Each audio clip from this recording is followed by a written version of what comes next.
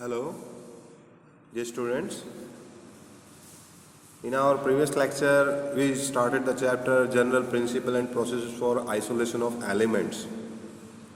And we have done that basic terminology in this chapter, like minerals, what is ore, what is Gangue matrix, and three-step process in which first one is concentration of ore, second step is isolation of metal from concentrated ore, and third is refining one. But today we will discuss about the first step, that is how you will do concentration of ore. Okay, before going to concentration of ore, wherever you have ore must be finely powdered. Okay, it must convert, or should convert into finely powdered. You can do that by grinding easily. Okay, now after we have this finely powdered ore, we will start the process concentration. This is the first process. Okay, first step for purifying any elements. And in concentration of ore, there are general processes somewhat we apply on different kind of ores, okay, which we feel suitable for. Like the first general process we apply for concentration of ore is hydraulic washing. In hydraulic washing, first of all, we will manufacture a wedge type structure. Okay, now over here we put finely powdered ore. Okay, finely powdered ore which have our ore what have metal we need to extract plus impurities. Okay, usually metals are heavy. Now what you will do, you will use a jet here, jet of water. Okay, when the jet of water moves downwards, okay, the flow of water will take place, the lighter particles with it. Okay, and heavy particle will remain here. So heavy particle will be here and lighter particle will come here collecting. Lighter particles, like you can say, or you can say impurities. So in this way we will concentrate our ore. If there is a difference between density, okay, this principle is applied on the basis of the density. There is density difference between metal and impurities. At that time we will apply this hydraulic washing. Okay, this method is based on density, that's why sometimes it's also known as gravity separation, or you can say gravitation method. Okay, or you can say levitation. These are the different name of the hydraulic washing. This is the first general process usually used. Second one is magnetic separation. Magnetic separation. How we will apply this process and on which ore? In which case either metal or your impurities, one have magnetic property. Suppose metal have magnetic property. Okay, impurities is non-magnetic. Either of have anything, either impurities are magnetic or metal non-magnetic, still we can apply this principle. Like for usually this ore is a magnetic separation is applied on the particularly iron ore, because iron is magnetic particularly. So what we do is, first of all we will take a conveyor belt over here. Okay, this is conveyor belt. These you can say pulleys. Okay, this is conveyor belt. Now here, from here, this is usually known as charge hooper. Okay, finely powdered ore in this, finely powdered ore inside it. Okay, from here we will make it to fall on the belt. Now these are rotational in this manner, but this one is, you can say, magnetic pulley. Magnetic pulley having magnetic property. Now when your powdered ore comes over here, the non-magnetic things, okay, do not attract towards magnet and it will come down and start collecting over here. Okay, but the magnetic particle particularly remain attached to it and that will start collecting over here. So that's how we will separate impurities. Okay, your metal here, impurities here. So in this manner we will separate our impurities from our metal. I am again telling, usually iron ores particularly we apply magnetic separation for their concentration. These are some general processes we are discussing, usually applied. Whichever we feel suitable for that ore, that process we will apply for its concentration. Okay, like the next one, 4 process you will study in detail about the concentration. First one is hydraulic washing, which is depend on the principle of gravity. Magnetic separation depend on magnetic properties. Now the third one is the froth flotation process. Flotation process.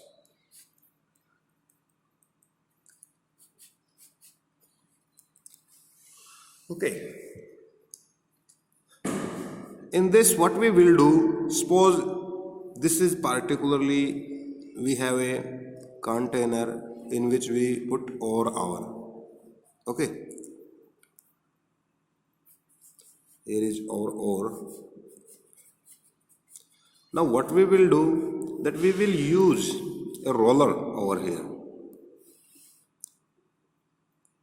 which have fan at lower end. Okay, this roller from air, it can suck air as well. Okay, now what we will do, how it will work. There is a hole also here which is to supply oils, particularly oil, pine oil particularly usually used. Now how it will work, froth flotation. So this roller, when we roll it, here a suspension will form. Suspension get formed. Suspension get formed. First step, this is of the froth flotation. You will form a suspension over here.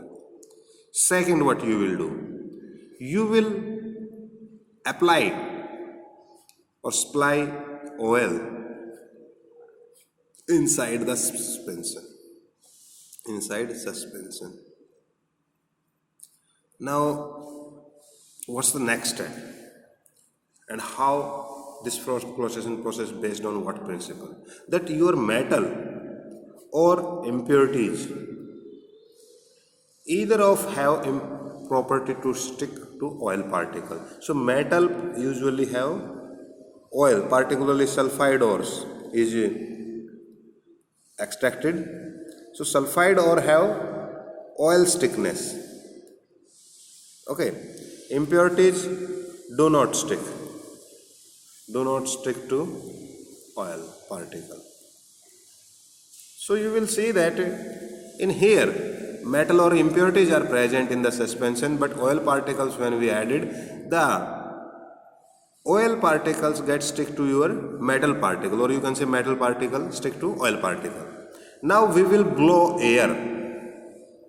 Okay, we will blow air, which we will produce what? Froths. Froths mean to say bulbul. Okay, the froths will get created and they will collect on the surface, start coming on the surface, and these are the froths of oil. Okay, now these oil froths have this dark spot I am telling on the surface of oils is actually representing your metal particle which gets stick to it. Okay, because sulfide have unique property to for this one, that they get connected to the froth particularly. Now we will skim off the next step, which will be skimmed off froths and dried them. You will get your particularly metal, and impurities will remain here in the row. So this is the next process, general process. I am again telling sulfides or particularly we separate by using the froth flotation process. Now another terminology is also used in this, that is called depressants. Okay, depressants are used in this one. What is depressant? Like a sodium cyanide is used as a depressant. When suppose your sulfide ore have two kinds of metal, like here in sulfide is present is this type. Okay, so what will happen? This sodium cyanide will combine with zinc sulfide and remain suspended into water. So that's why your lead sulfide stick to froths and lead sulfide get extracted particularly. So if mixture of metal sulfides are available, then we will use depressant as well at that time. Okay. Now froth stabilizer also needed in this thing. Froth stabilizers. Mean to say usually froths will become you can say brushed particularly, and sulfide particles or metal particles again mixed with the suspension. So to avoid that, we need froth stabilizer which can make the froth stable. So those are froth stabilizer, like particularly used froth stabilizer are cresol and aniline. These are the two particular generally used froth stabilizer. Depressant, sodium cyanide in case of zinc and lead sulfide. If you are applying on some other sulfide ores, you need some other depressant particularly. Okay, so the whole froth flotation process principle is that sulfide ore, okay, have property to stick to oil particles. So on that basis, this whole process froth flotation works particularly. Okay. Even there is a paragraph given in your NCERT about the Wasser Wonder Woman. Okay, because she is the one who invented this principle. Invention already had done by after of the froth flotation, but this process can be applied to copper. That is, we are not known at that time. But this copper can be extracted or concentrated by using the froth flotation. That is explained by a Wasser woman particularly. That's why we call it Wasser Wonder Woman or Wasser Innovative Woman particularly. Okay, copper is usually we extract from good ores, mean to say in which metal is quite higher. But by froth flotation, from low grade ore, we can extract copper. So that's why the metal copper become cheaper, because its efficiency get increased at that time. Okay. The last one is leaching. Leaching is a kind of chemical method in actual. It's a chemical method. Like I am explaining you with an example, like for bauxite, that is a aluminium ore. Okay. Now how it is working? Let's see. Usually alumina, this is alumina particularly. Aluminium have silica, okay, iron oxides, titanium oxide, these kind of general impurities present inside the ore. Okay, so we use a particular chemical which make either metal or either impurity is water soluble, because these all are insoluble in water. Insoluble in water. So what we will do, we use a chemical like or you can say leaching agent. Like in this case we used NaOH, concentrated particularly. Okay, concentrated solution of NaOH is used. So what will happen, that's your Al2O3 particularly, okay, when react with NaOH, it will form what? Sodium aluminate, okay, which get further hydrolyzed and get converted into your AlOH for, okay, sodium. This is a coordinate compound get formed. Okay, this is the whole process happening because water is available in there. Silica also do the same thing, that it will get converted into sodium silicate, okay, and the same compound will get formed in case of the silica as well. So these two impurities or our metal get soluble in water, while Fe2O3 and titanium oxide impurities get separated in the first step. Okay, now what we will do, we will pass carbon dioxide over this solution, because in the solution we have what? This one and this one, or you can say a mixture of these two. Silica is still impurities present. So what we will do, we will pass carbon dioxide. And what will the carbon dioxide do? That it will react with your sodium aluminate hydride. It will form what? Alumina. And alumina get precipitated. That's why I am showing this arrow sign downward. It get precipitated, settle down, mean to say. Okay, and sodium hydrogen carbonate get released.